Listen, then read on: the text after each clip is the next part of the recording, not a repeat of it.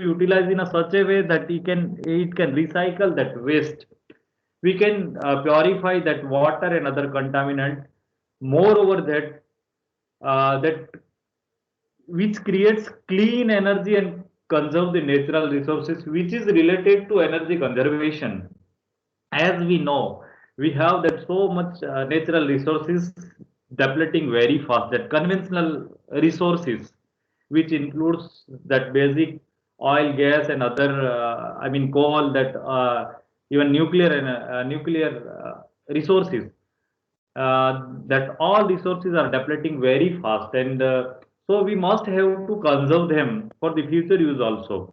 And whichever resources easily available naturally, which includes the different non conventional resources. Right now, that research is more focused on that, which includes that solar energy, you can say biomass energy, or other mode of that energy, geothermal energy, you can say ocean energy.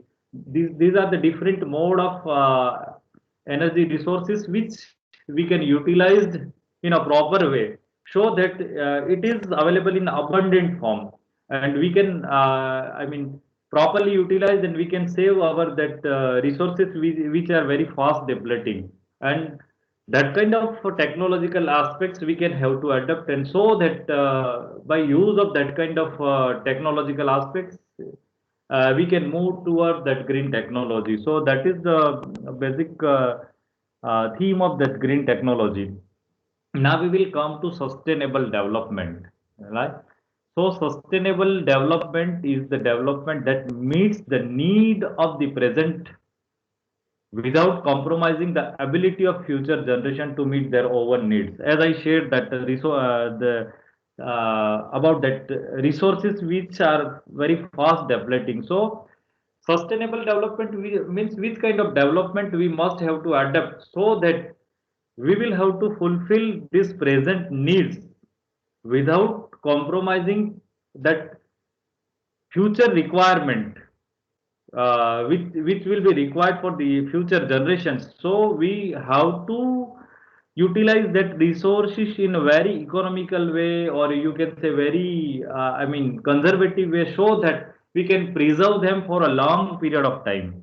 So, and with that, there will be a kind of that growth, or you can say industrial growth also we can achieve, and economical aspects, or you can say development aspects also we can achieve. So that kind of growth we can say that sustainable develop growth in that sustainable development also. So which are the objectives which we have decided for the sustainable development? Very important topic. The development which can be maintained for the long time without undue damage to the environment, right? This is one of the more term of that sustainable development, known as a sustainable development. That means we will have to preserve that all the resources without undue damage. And by these resources, what we can have to achieve that objective, the two main objective are to provide a economical well-being to the present and future generation. So economical well-being means, so that we have to utilize that in a such a economical way that we can give that we can fulfill that present requirement as well as future requirement by the optimum use of that kind of resources, right?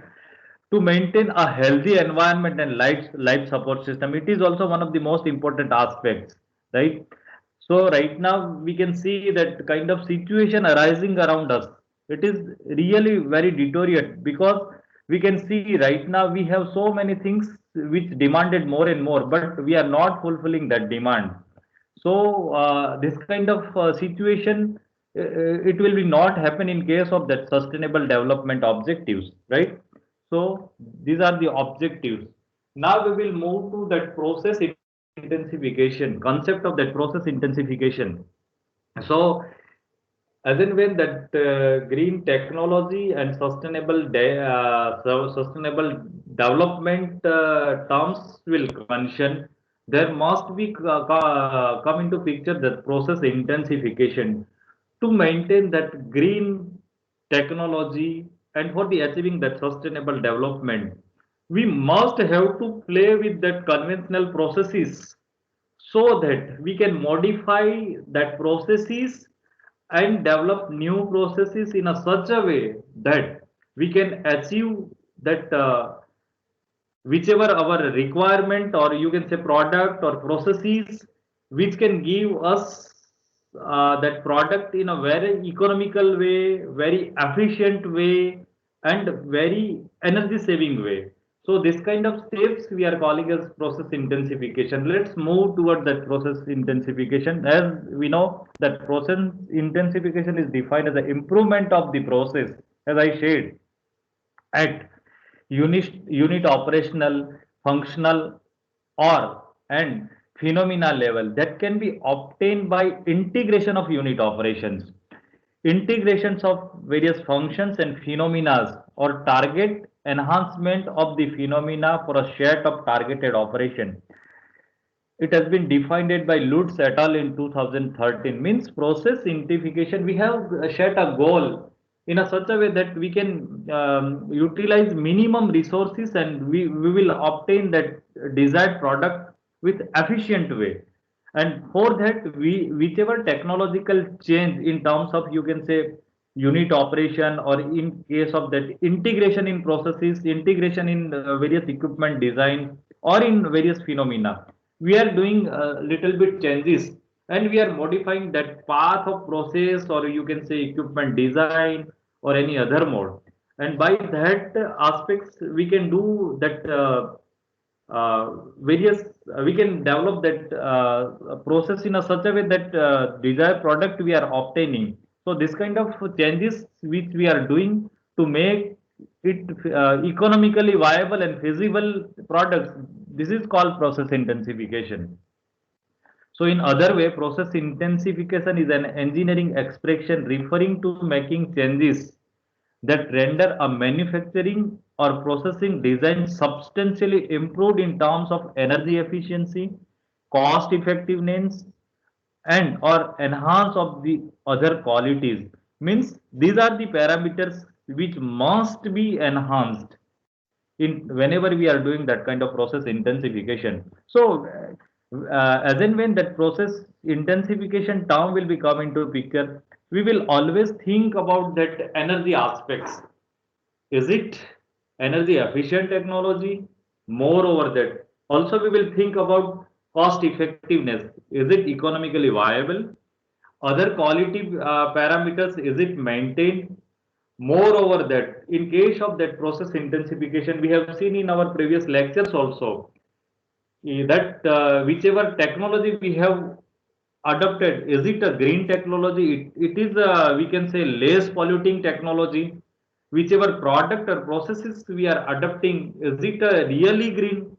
That kind of all aspects we are considering in this process intensification. And ultimately our objective is to obtain that product or processes in a such a way that it will be efficient, cost effective, and also maintain other qualities.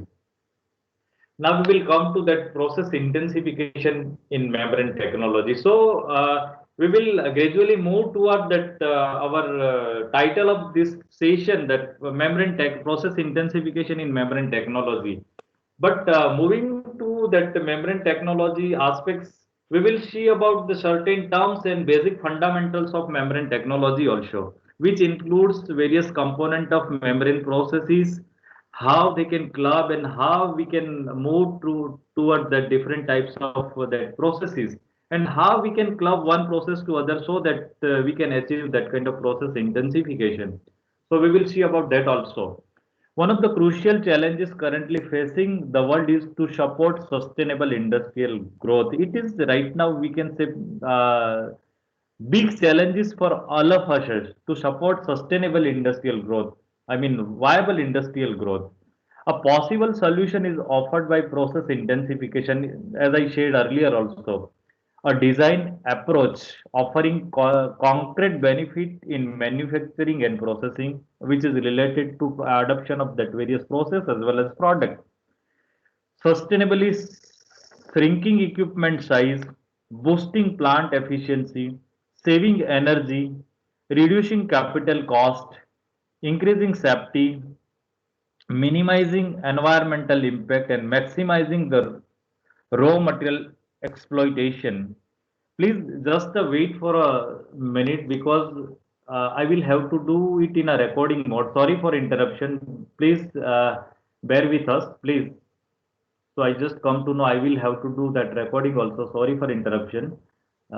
Because our whole Sir, team is I all had started the recording. okay, okay, okay. Just I have seen you have started. You can Sorry for continue. interruption. Because our team is Okay, also sir, having continue. yeah. Sorry.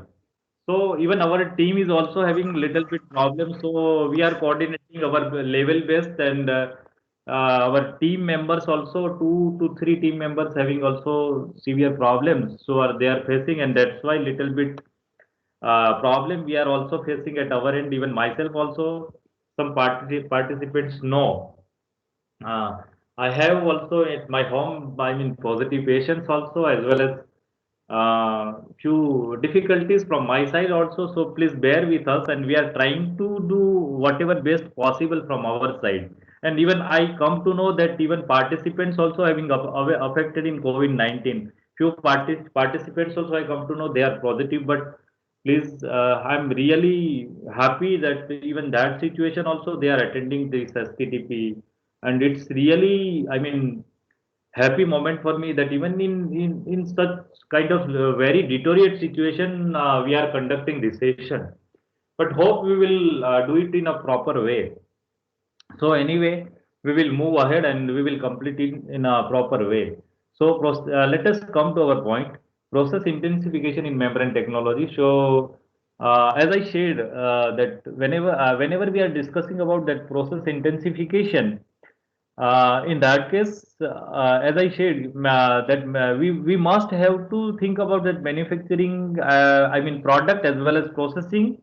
Moreover, that if we will have to boost up that plant efficiency, we must have to think about that equipment size, various design aspects also, by which we can save our energy or we can say we conserve our energy. And this way we can reduce our initial or capital cost. We can also increase the safety also, and same time we can uh, um, do the minimum or you can say minimize the environmental impact which related to that pollution and that pollution generation and I mean green aspects and maximizing the raw material exploitation means we will have to choose that process in a such a way that all the parameters of that process and product development must be optimized. So starting with, as we know that in case of that, I mean in terms of that green technology, whenever we are starting with our raw material to product, we must have to think about the raw material, or you can say alternative raw material, which we can utilize for the best suitable and minimum polluting process also. We must have to think about that the solvent also, so that it must create less pollutant. Even whenever there will be a side reaction or product development, the kind of reaction mechanism also we have to select in a such a way that whenever we will come to end of that process and at the stage of that product development, we can generate minimum waste and utilizing minimum energy. This way we can do that process intensification. Okay, now come to that conventional membrane technology. So I have to just go through that basic terms of that membrane technology also. As we are knowing about that terms membrane, membrane is defined as a barrier which separates two phases and restrict transport of various chemicals in a selective manner. Means when that term come into picture, that membrane, we must think about the kind of filter medium, right? But it is not a conventional filter medium, what we think, because it is a simple kind of septum. Whenever that membrane come into picture, everybody, I mean, it is with reference to, I mean, students I am talking about. They just imagine that it is a simple kind of that barrier which will restrict. It is not like that. So it is having a multiple layer uh, septum on which we can retain that selective particles in a selective matter, and whichever permeate will be that will be passed through it. So it will be behave in a selective manner, which will restrict certain particles in a certain way based on its characteristics, right? And it can be either a selective or contacting barrier.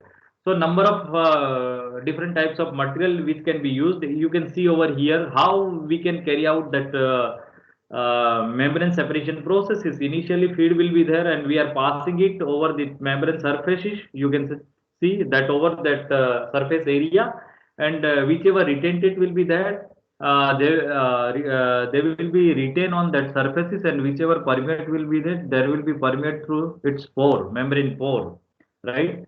So it is kind of terms even in membrane technology also, permeable membrane and semi-permeable membrane. Permeable membrane allow the passage of the all the dissolved substances and the solvent. I mean, whichever that dissolved substances and solvent will be there, if it will be a permeable, then it will be allowed to pass through it. But in case of semi-permeable membrane, it is capable of transporting different molecule spaces in a different rate under identical condition. Whenever we will see about that characteristics of that membrane, so that membrane surface and even material have a certain characteristics which will retain certain particles and which will allow certain particles to pass through it. This image, you can say same image which I have put over here, how that pore size we can visualize. It is, I mean, microporous, nanoporous, or even more than that pore size. I mean, less than that pore size. So this porous structure that we it is shown over here through that same image, from which that permeate can be passed. So it is basic separation mechanism, as we are familiar with that equilibrium based separation. Certain things which already Kaushik Nath sir has also discussed in his presentation. So equilibrium based separation in mass transfer, that conventional operation we have seen, once that equilibrium will be established, then that process will be stopped. So in that mass transfer operation, but over here in membrane separation, it is rate governed separation technology. So that means there will be a certain driving force which we must have to apply. If you will apply that higher driving force, then there will be a higher separation. So depend on that driving force, there will be a separation will be taking place.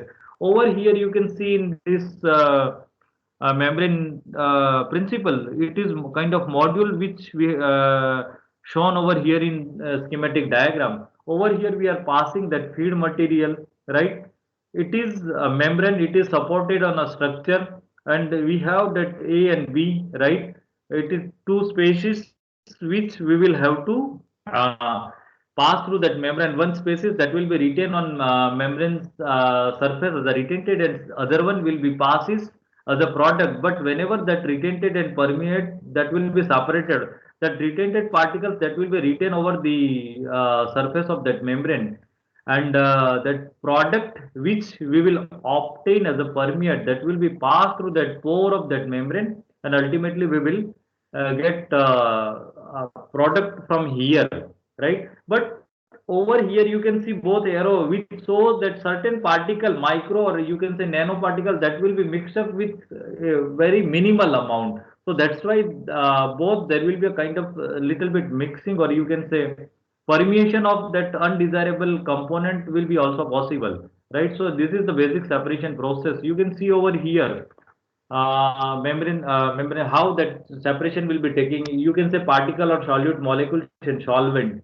right? Solvent must have to pass through that membrane, or you can kind of permeate, which we must have to allow.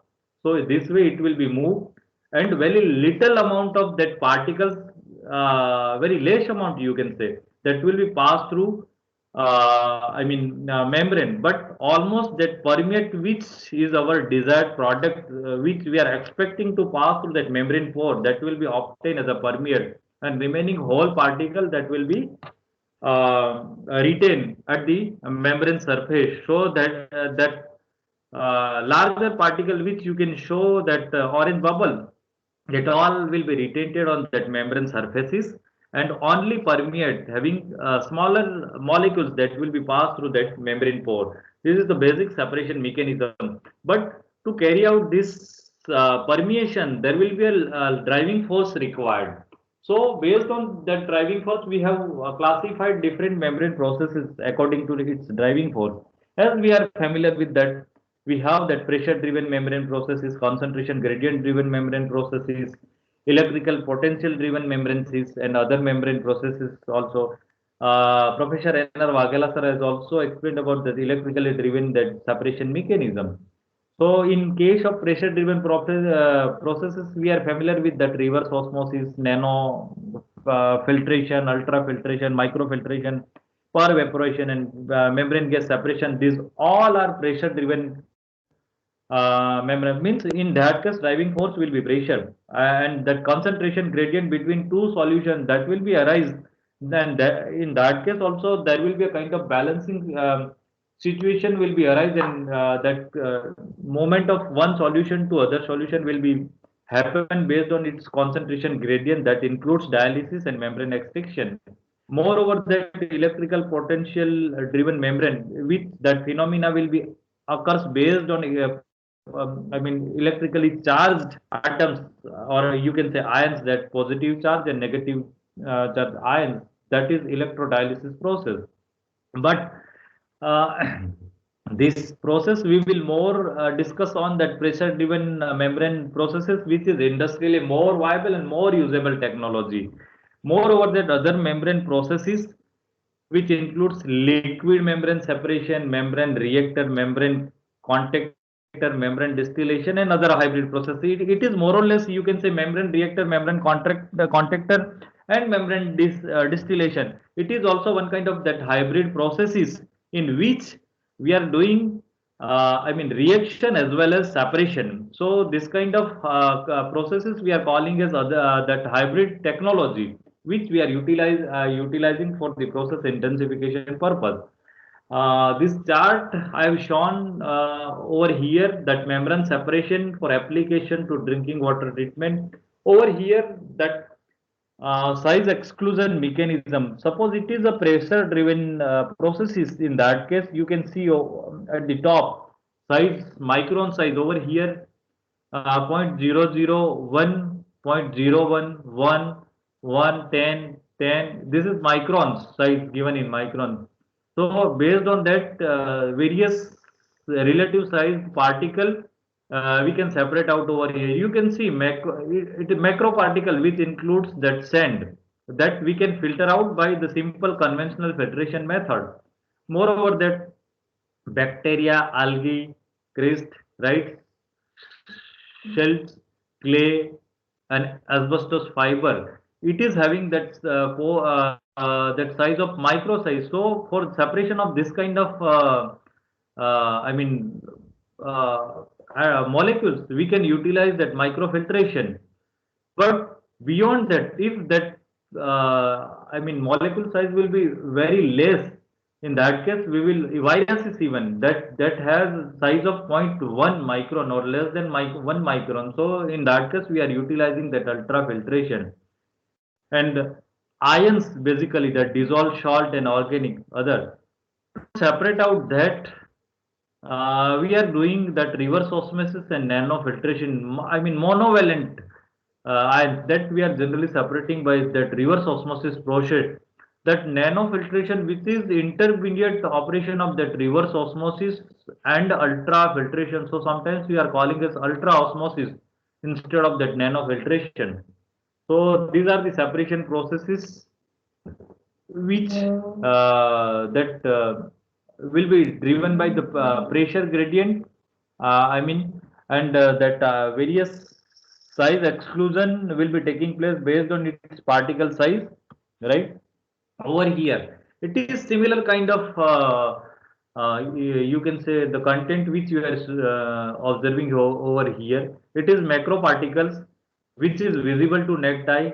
Even that particle filtration, conventional filtration, granular activated carbon, bent sand, mist, human hair, even you can imagine, right? These are the different materials which we can conventionally filter by that particle filtration, and which can be visible to naked. But beyond that, it is visible by use of that optical microscope, scanning electron microscope, ST microscope.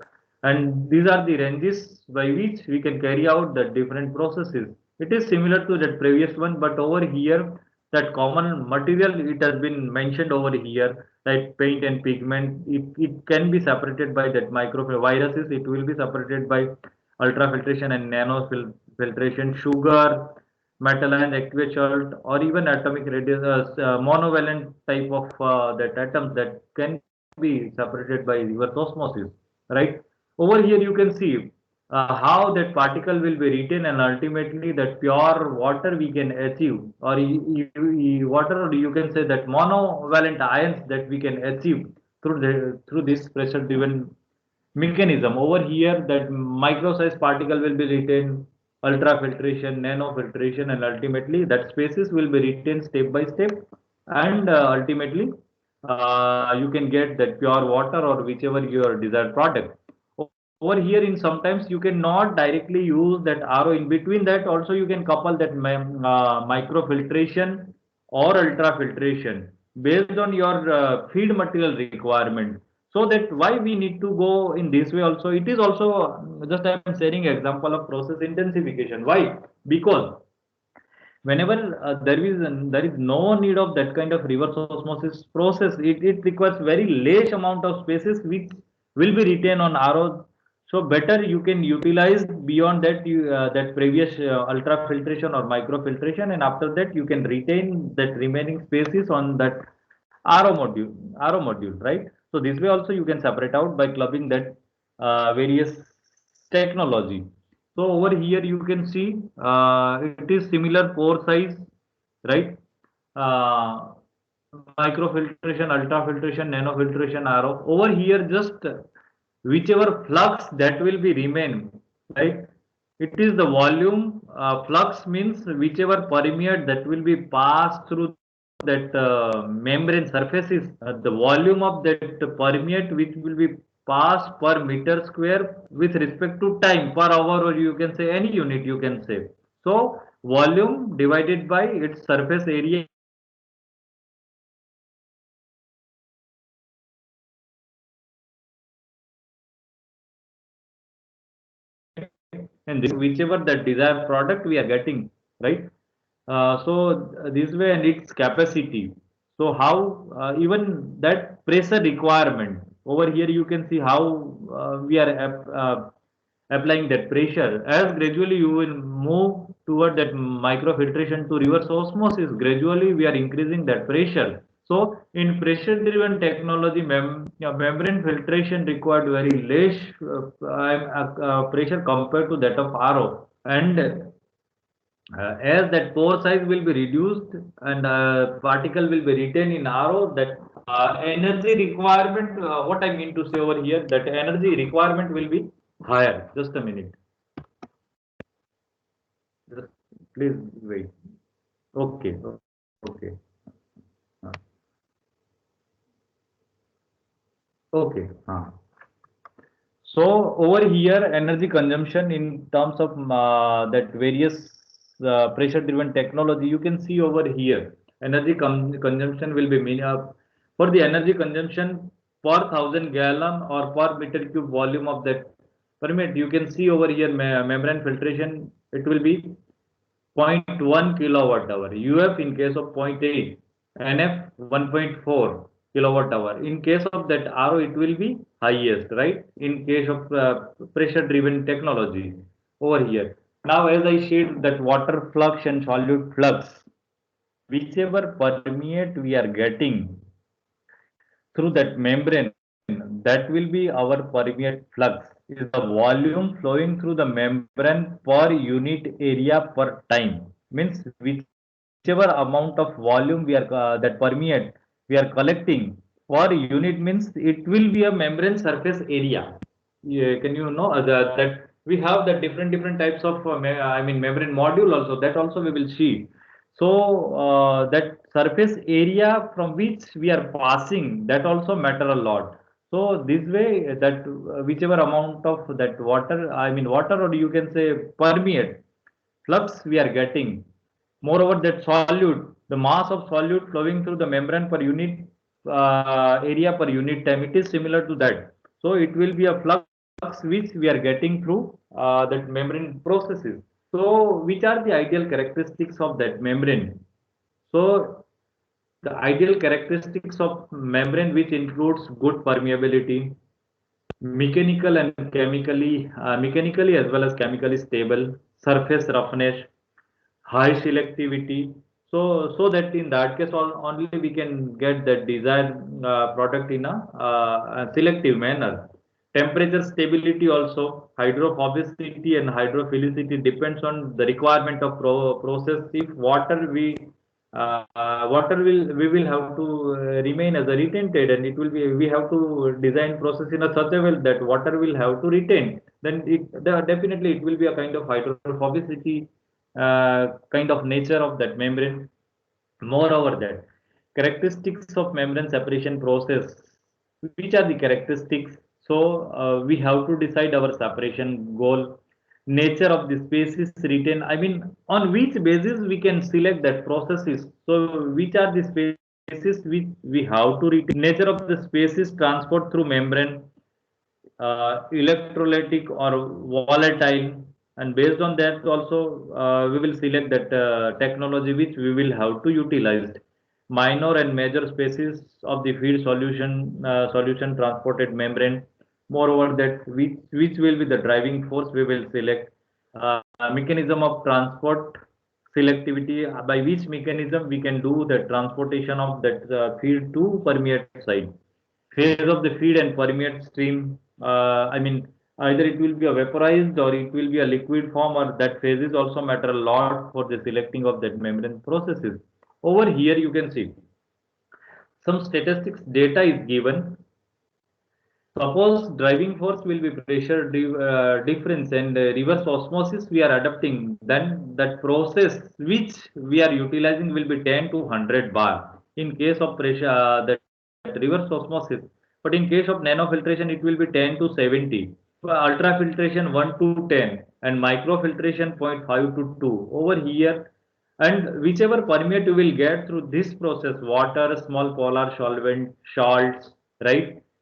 That will be obtained as a permeate, and retentate will be all solute, and some water will be there. And type of membrane, asymmetric skin type, there will be a thin film composite membrane also. So different types of membrane, that also we will just go through it. And that membrane we are utilizing for nanofiltration, permeate will be monovalent, and water molecules, small molecules, and divalent salt, that will be retinted, and it will be permeated. In that case, thin film membrane, thin film composite, which is having active surface layer as well as supporting layer. That kind of thin film membrane generally we are utilizing over here. So I will also share I mean, my experience to you right now, as I come to know about that thin film composite membrane. Right now, we know that we have that thin various membrane modules which is readily available for the domestic applications. In that case, I am right now doing that some membrane-driven processes. I'm utilizing that the concept of that membrane separation processes in my research work also. So what I have done, so I come to know that I mean, kind of membrane which is easily available in market. I have just gone through that membrane. I have purchased of approximate for, 500 rupees, and I've just come to know whether it is working or not. So I, for the checking purpose, I have just broken it and tested in a platen frame module. So whenever I come to know it's active participation in the separation purpose. So I come to know that with the membrane which is available in market, it doesn't have that active layer, active surface. Only that membrane which we are I have utilized, that was only have a supporting layer. So means that active layer which must have to retain that particles, I mean retented, it will not, work properly. So just I come to know that whichever local vendor they are fabricating or preparing that kind of membrane, they don't have put that active surface layer, which is actually costly. And this way, what I want to share with you, we are misguiding in certain cases. So that active layer which is requirement for the separation purpose, which was missing in that case. So be careful about that also, because we only know that physical appearance of that module, or you can say membrane cartridge in simple term. But it is in certain cases it is not that much actively separate that our desired separation. So this kind of things also happen with us also. So be careful for that. So just incidents which I have just practically, I mean, done and exposed to that kind of activity. So that's why just I am sharing with you. So it happens in that kind of structures also. Now ultrafiltration, small molecule, you just go, you have seen, I think, in this. So which are the different permeate and retentate and type of membrane which we are utilizing, which includes symmetric, microporous, asymmetric, and other also.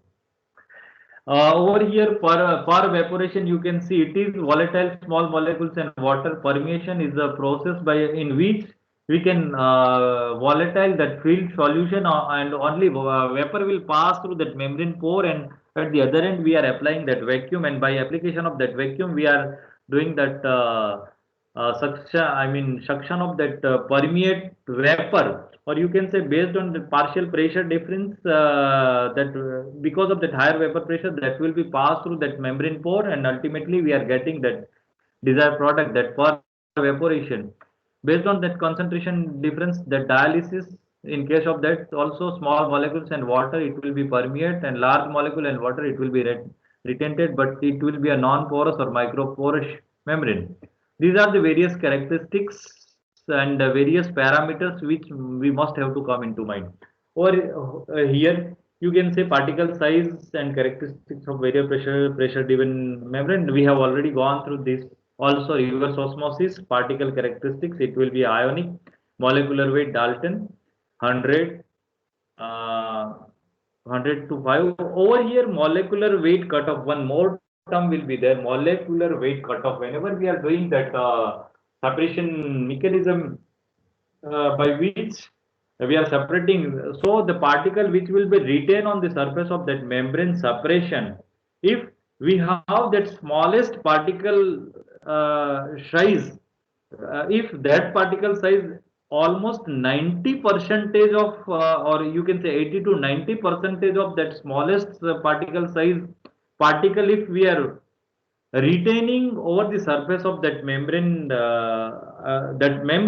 then that size of that particular particle we are calling as molecular weight cutoff, right? So this we are showing in terms of Dalton, right? So over here you can see similar pore diameter over here, and with that various processes by which that working on that particular pore diameter over here in angstrom. Now we will see about that various advantages of that membrane separation processes, right? So it is highly flexible separation techniques for solute separation, special features for industrial application and their compactness, easy of fabrication, operation, appreciable energy saving. Right now, this is the most advantageous feature, or you can say energy saving operation, and because of that only we are moving toward that membrane separation techniques. By proper application of that proper method and proper membrane material, we can save too much, or you can say huge energy, by selecting the proper method. Clean, moreover, that it is clean technology with operational easy. Now we are familiar with that zero liquid discharge technology also. So with that application of primary, secondary, and tertiary treatment processes, we can do that kind of clean technology with operational easy, and we can run that kind of ZLD plant, zero liquid discharge plant also. Moreover, that once that separation, I mean membrane processes come into existence, we are regularly replacing that conventional processes also, right? Even in some study I am going I'm right now going through it. I'm also replacing that conventional crystallization process yesterday. That Dr. S.R. Patel sir was there, and he has explained that the various crystallization method and its integration with other I mean other processes, which is also process intensification. In my case, I am clubbing that forward osmosis and reverse osmosis with that conventional evaporation method. So kind of that feed material which you have chosen, if it will be work with that kind of separation mechanism, so that we can easily de watering that whichever solvent we have to de-water, separate out, and we can easily achieve that super saturation. And after once that super saturation will be achieved, we will move beyond that equilibrium curve, and once that metastable zone width will be achieved, after that there will be a, kind of beyond that super saturation, nuclei will be formation and crystallization. Beyond that super saturation limit, there will be a start of crystallization process. So to remove that much solvent by conventional evaporative method, we are utilizing this kind of membrane technology also, so that we can easily, and by only applying small amount of pressure energy instead of that much heat energy, we can take advantage of energy saving. This way also you can go, right? Moreover, that high recovery of value products in some cases, especially in case of that pharmaceutical industry, as well as some valuable products which may be heat sensitive also. So conventional method which is not feasible that much for that separation. In that case also you can go for the recovery. This kind of membrane separation process also greater flexibility in designing system. You can change according to your requirement, and moreover that you can develop that hybrid process development also. But as we know, once it has a certain advantages, it must have a certain disadvantages also, right? Because as and when we are talking about that membrane technology, it is not a kind of simple or conventional technology, because once that installation, we are planning to install it in a commercial scale, or you can say at any scale, it requires too much cost. We know, as we know that simple filter which is available in market, it is too much costly. But if you go for that membrane, or you can say membrane cartridge, it is comparatively too much high cost. Moreover that it is not regularly, cleanable or replaceable or washable. It is too much costly, as well as it should have certain drawbacks also. So based on that, it is costly, as well as it should have a certain disadvantages, which includes that membrane fouling, deposition, which includes deposition of that particle, scaling of that particle, biofouling, some bacterial growth, or you can say algae growth will be there, because moreover that organic fouling also. So that this way that membrane fouling will be happen.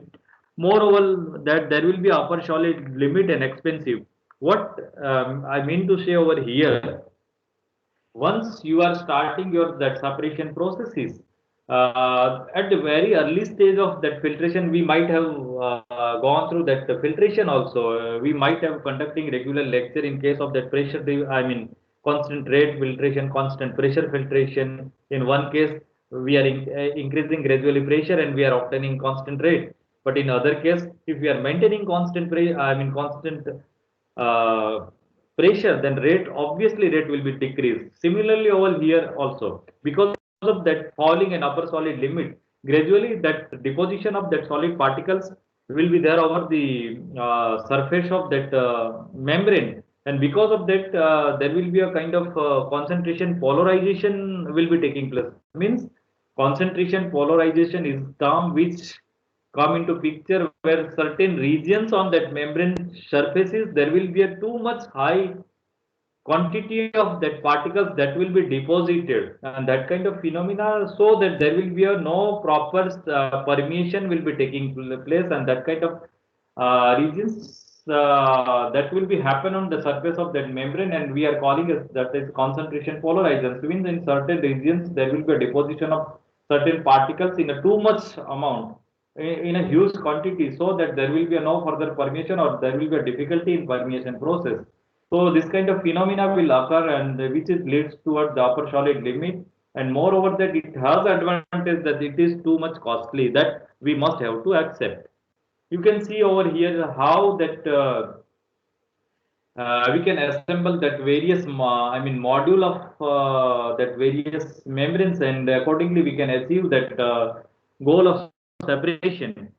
Area of application, which includes it is not related to only laboratory scale, but as well as its industrial importance, which includes resolution of aqueous solution, purification of chemicals, wastewater reclamation, hydrometallurgical processing also in chemical industry, wastewater treatment, production of water in industrial use, desalting of food, acid and reactive dyes, concentration of all types of dye, energy generation by PME. It is also one of the emerging trend of that proton exchange membrane fuel cell, where we are right now using that membrane as an electrolyte. So it will be selectively allow certain I mean charge particle through it, and it will be written in electrolytes. Generally, we have that positive and negative, but in case of that proton exchange membrane fuel cell, that membrane itself we have, and it will be selectively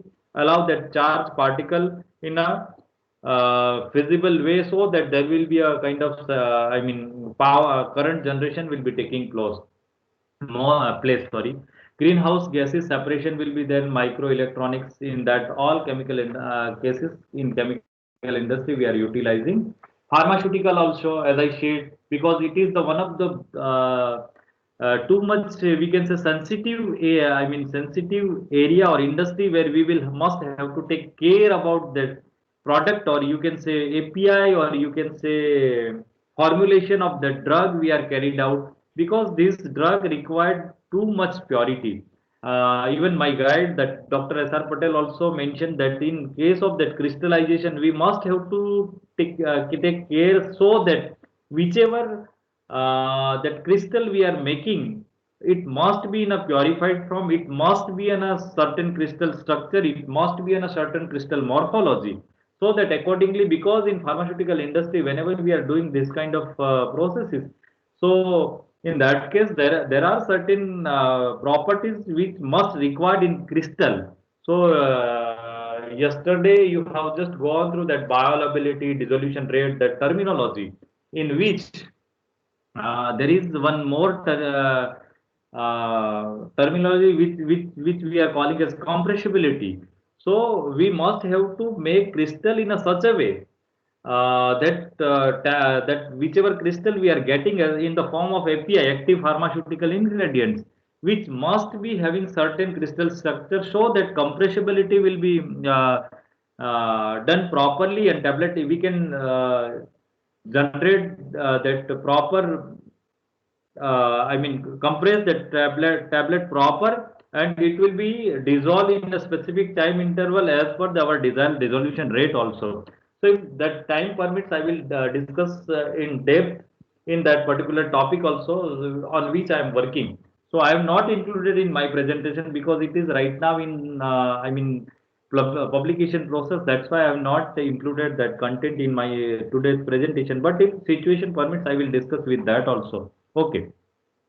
So pharmaceutically, that's why we are utilizing food and dairy industry. If you go in that any dairy industry, there is starting from the milk to various its derivatives, or you can say various products, starting from the you can say Sumul, Amul, and other dairies. Wherever you go for visit, you will find different that membrane separation technology only. Based on that only, they are doing that separation of that various products, right? And they are preparing that various desirable products based on that separation. So food and dairy industry, biotechnology industry also, enzymic concentration, fermentation, both clarification, separation of microsolute like antibiotics and vitamins, purification and concentration of vitamin. This is also applicable, right? So over here, industrial application, whenever you have that various industrial sectors which in starting from the drinking water, or you can say wastewater treatment plant, we can utilize RO, NF, UF, right? In certain cases, for the metal, I mean heavy metal and other metal removal also from the waste treatment, we can go for ED and EDI also, direct physical biomembrane bioreactor, food industry, in which also UF, RO and ED, beverages and juice, from where we can do that concentration of that particular juice. You might have familiar that in fruit juice concentration in sugar industry, what we are doing that evaporation only. We are evaporating in that sugar cane, whichever juice we are extracting from that sugar cane, that contains only 5 to 10 percentage of that sucrose, remaining that will be water only. So in our sugar industry, we all have must visited and we are familiar with that. There will be a kind of stages in which we are doing evaporation, first evaporator, second evaporator, third evaporator, I mean 40 percentage concentration, 60 percentage concentration, various stages, and huge amount of that energy we are wasting for the evaporation. Instead of that, if we are utilizing this kind of separation technology, MF, UF, or RO. In that case, also you can separate out that water component as a separate, and you can retain. It may be possible that retain it may be your product or permeate may be your product based on your product requirement. It may be possible in case of that concentration, you can get that water as a permeate, and that whichever other component that will be remain as a retentate, right? So it may be possible permeate will be your product, retentate will be your product, but you can utilize or you can club this kind of technology and you can utilize it, right? In biotechnology also, enzymic purification, protein separation, concentration of fermentation, broth and other. So I have not that much concentrated with that enzymic purification and other technology, so I will not explain you this stage in that much depth. But these are the applications in various industrial sector and various membrane processes which we are adapting. Over here, you can say vapor liquid separation, ethanol dehydration for evaporation. So whenever that ethanol will be our requirement, then the dehydration of that water evaporation we can achieve through that for evaporation process, which we are separating in the form of vapor. We are converting by giving that high temperature into a vaporized form, and that vapor will be passed through that pore, and ultimately we can apply vacuum at the other end and we can separate out this. So these are the processes. Now we will come to that membrane types, right? So which are the different types of membrane which is we can utilize for the membrane technology? So generally there are so many membranes which is naturally available as a synthetic membrane, but in commercial scale we cannot depend on that naturally available membrane. So we must have to synthesize our as per our requirement. So based on that synthetic membrane, we can classify asymmetric membrane, microporous membrane, moreover that thin film composite membrane, electrically charged membrane, inorganic membrane, microporous further classified into isotropic and anisotropic. Based on its surface characteristics, we can classify, right? So microporous uniform size throughout the membrane on that membrane surface. Anisotropic pore size, pore changes in the size from one surface of the membrane to other. That means there will be a kind of change in that different layers which we are applying on that membrane in this way. Moreover, that asymmetric membrane, integrally skin and non. So it is a whole term which is related to that characteristics of that membrane surfaces and pore size. We are playing with that pore size, and ultimately we are developing this kind of synthetic membranes, right? Thin layer composite membrane which is having multiple layers, right? So these are the various types of membrane by which we can maintain that pore size, and we are utilizing over here, right? So electrically charged membrane also anion exchange and cation exchange membranes. That separation process will be taking place based on that charged anion and cation, and based on that we can stuck up certain particles on that charged particle on specific ionic charge, and this way we can separate out that various ions which is having specific charge, right? And ionic conductivity will be there. So electrodialysis and other processes which we are utilizing uh, for utilizing this electrically charged membrane, and we can separate out that our species, right? Inorganic membrane, which is one of the type of special kind of membrane which we are utilizing at a high temperature, because in our processes, as we know, we have certain limitations in membrane technology. We cannot go beyond certain temperature. But in case of certain cases, if we will have to go beyond that certain temperature limits, in that case, we must have to choose that membrane, or you can say ceramic, ionic, inorganic membrane, or sorry, ceramic membranes, right? But it has the characteristics most resistance to chemical attack, right? So certain applications: air separation, hydrogen gas separation, hydrocarbon separation, and CO2 separations, right?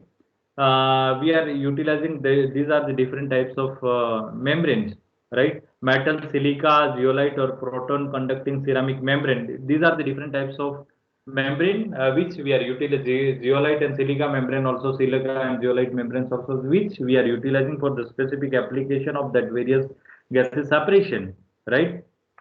So this is about the ionic membrane. The structure which we have discussed previously, that morphology, which I have shown: cylindrical, porous, homogenized membrane, symmetric, single material. It will be a uniform. You can see over here it is little bit top layer which is having a small pore size, which has been synthesized with that asymmetric membrane. It has a different three layers. This way we can have to ultimately play with that membrane technology. Ultimately, in our all cases, membrane will be hard for the separation. Whichever kind of membrane you are utilizing, or you can synthesize as on based on your application, you can use it for the various applications. So membrane will be heart of this whole processes. Once you are preparing as per your desired requirement of the process, that particular membrane, after that you can achieve your goal.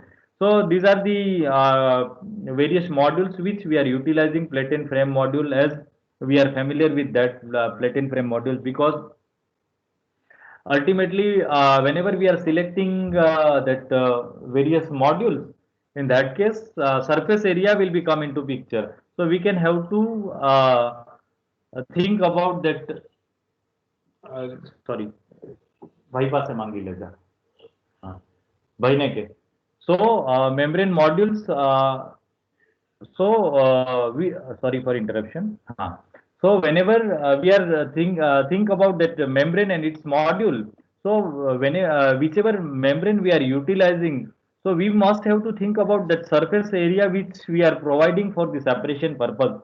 As that surface area will be increased, then separation will be easy, and that more permeation will be taking place, and permeate flux we are getting more and more, right?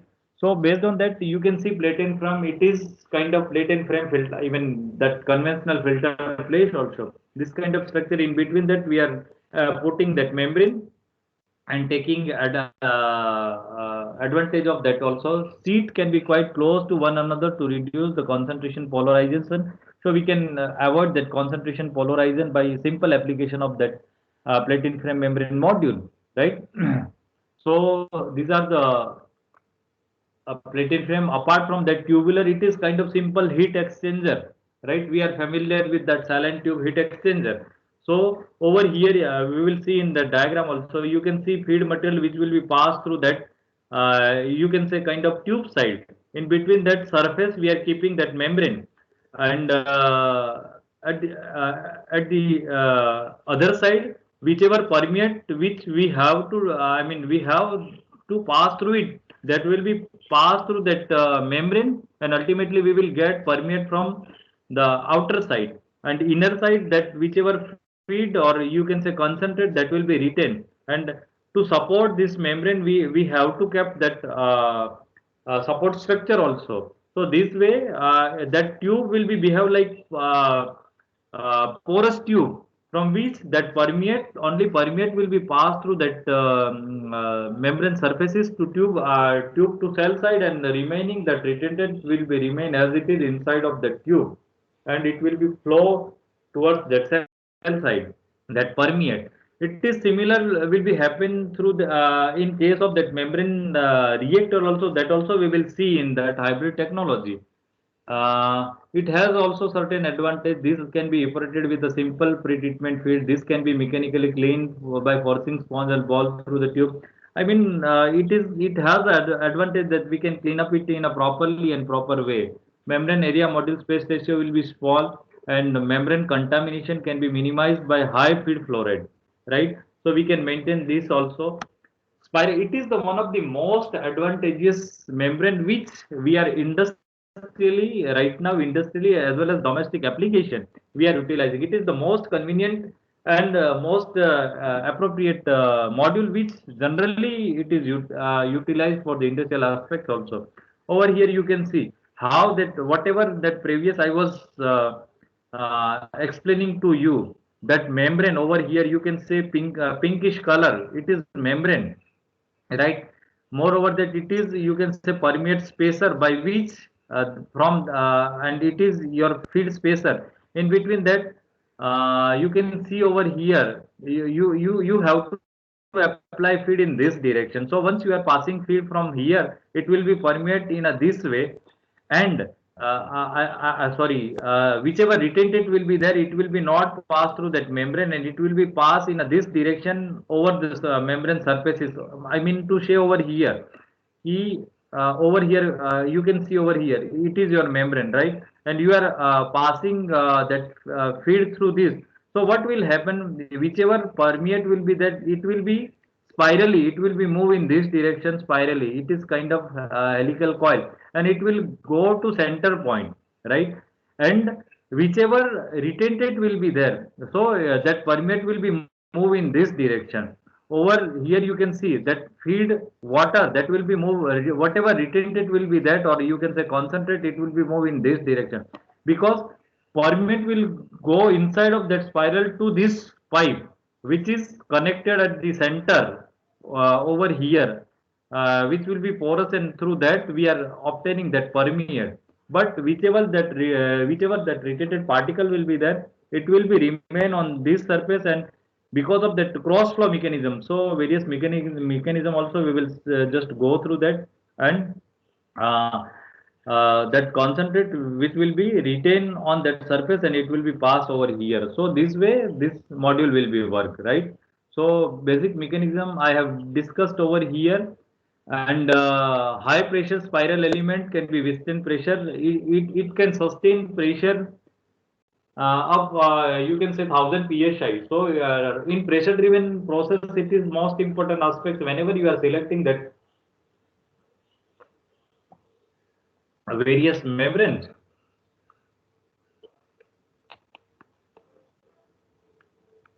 which must retain certain pressure. And it also compact high membrane packing density result in more efficient utilization of floor space. Means it is related to that membrane surface area.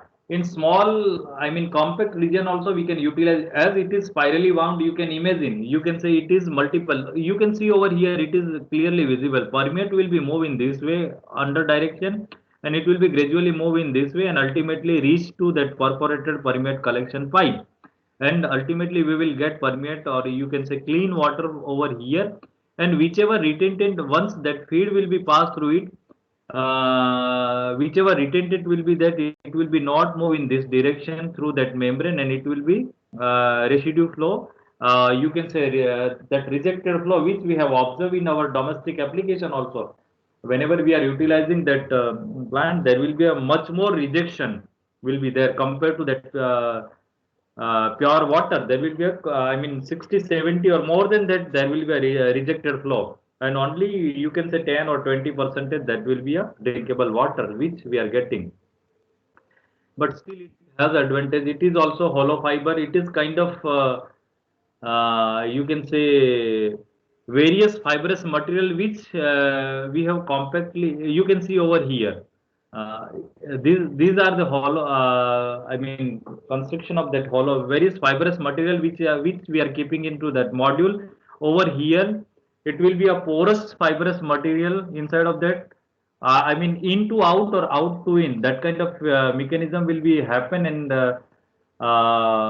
that permeation will be taking place in that kind of fibrous material, and we can separate out that pure product from that retained space retented, and this way we can we can utilize that hollow fiber also. But over here you can say it should have a certain flexibility. It can carry out the filtration by either inside to out or outside to inside. So that depends on requirement how we can introduce that feed material, and we can separate out that our desired product. It is depends on that, but which also utilizes the tangential flow over the membrane surface to minimize that membrane falling. Other special material which includes thin channel, parallel leaf type, transverse flow, capillary in module, monolithic and flat spiral module. These are also important modules which we can utilize, right? These are the advantages and disadvantages of membrane module, spiral wound module. We have seen in that advantages and disadvantages also spiral wound low manufacturing cost, relatively easy to clean up, right? High packing densities in case of the spiral wound. But disadvantage, it cannot be used in highly turbid feed water without extensive pre-treatment, right?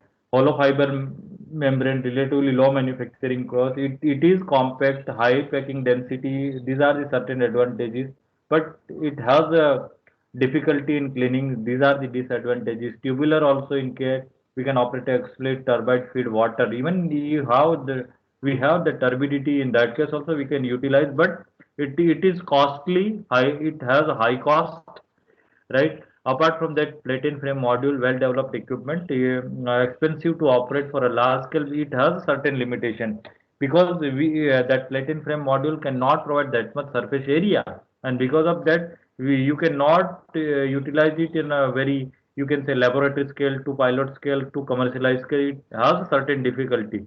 So for the R&D purpose and other small research work only, we can go through that platen frame module. Otherwise, alternative modules, we just have to go through it. It is flow pattern. We are familiar with this one, so we will not much more go into detail. Co-current mechanism. You can have to understand it is your membrane and how you can pass your feed material, right? And how that I mean uh, that feed material will be behave in that flow mechanism. But over here you can see once that completely mixing flow, once you are passing your feed material over here, then retentate will be get from here and permeate, which we are getting over here. It will be completely mixed mechanism. But over here you can pass feed material and retentate will be even your product will be moving in this direction only. So it will be retentate as well product. It is moving in a common direction. So that's why we are calling as co-current, counter current, which will be obtained in reversible mechanism, complete mixing also. Even it is most viable technology of cross flow mechanism. In all cases, generally we are utilizing this, not in the counter current also, but in our almost all technological aspects, we are utilizing cross flow mechanism. Once we are passing this feed material and retentate will be getting at the other end, but that whichever permeate we will allow to pass through it, it will be permeate through pore, and it will be at, you can say simply in a 90-degree angle. So once, what is the advantage of this cross flow mechanism? So in this cross flow mechanism, what will happen? Uh, in this cross flow mechanism, that permeate, it will be passed through it, and whenever you are applying force, pressure, if it is pressure driven technology, then whatever retented that will be deposited over that membrane surfaces, so that membrane surface is uh, uh, whatever that particle it will be deposited, that will be wash out through that feed material at the high pressure, and because of that cross flow mechanism we can avoid certain concentration polarization, or you can say particle deposition over the membrane surface and a regular interval, even though there will be a scaling and concentration polarization as well as membrane falling also, but in up to certain extent we can swept it by this kind of cross flow mechanism, right? It is a certain technology dead end flow. Once it is simply a conventional filter mechanism where we are applying directly pressure over here and we are getting that filtered from the bottom. And cross flow mechanism you can see over here as I explained earlier also. So we can choose either of that mechanism.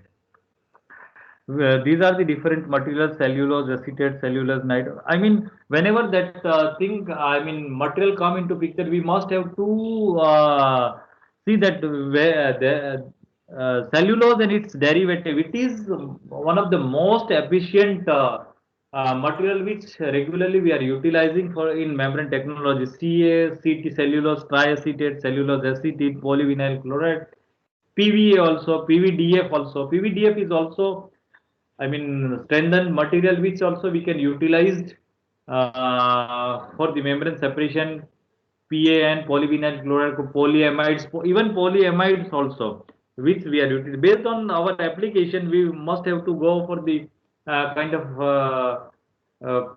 product which we have desired, and accordingly we can see, have to select that membrane material for the different processes, right?